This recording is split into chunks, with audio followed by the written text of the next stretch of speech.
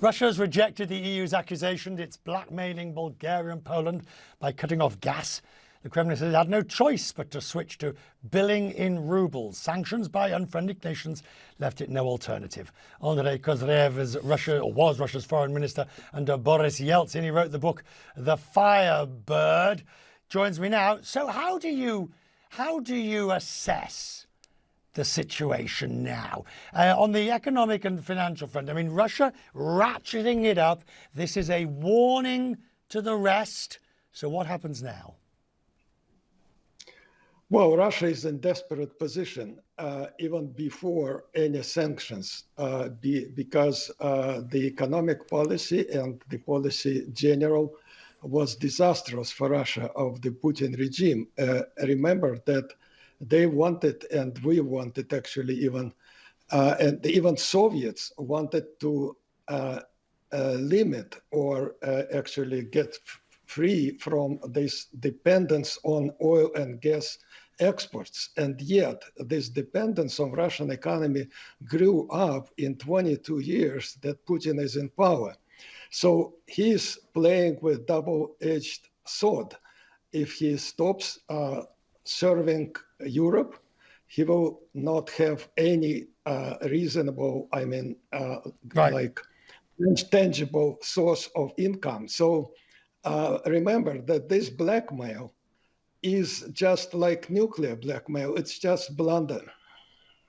Except he can do both. Nuclear is a little more difficult perhaps, but with this one he can do both. He can stop, he can threaten, he can in doing so push the price up, thereby making more money when he does sell, but also he can throw us, the West, into recession. He can make our bad economic situation worse merely by threatening. Actually, I don't think it would be a recession, even in the worst case scenario, which you described. It will be probably slowed down, but the economic might of the West and Europe even is 10 times, at least 10 times, is bigger than Russian.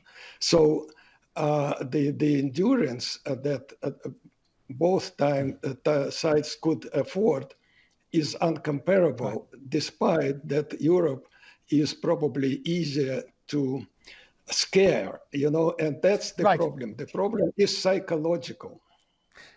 Andrei, this business with Moldova, and I mean, is this another case of let's agitate the local speakers so that we can say we're going in to rescue them? Do you believe that there is an ambition here to invade or at least take part of the territory Moldova? Ambition, yes. It's long-time ambition of the Putin's regime. And if they can cut to Moldova through eastern Ukraine, then they will probably try to do it. And there are some forces in Prednistrovia, what we call Prednistrovia, Transnistria, who will welcome that, like a small group of bandits actually in the eastern Ukraine. Where does it end?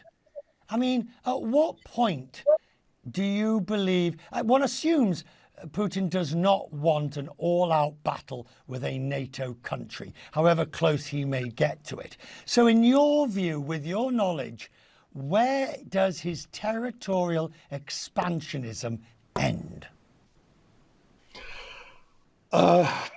That's very difficult to say. They are speaking of so-called Russian Mir, which is the main religiously backed and very vague territorially, and he fights against NATO, at least that's what he says.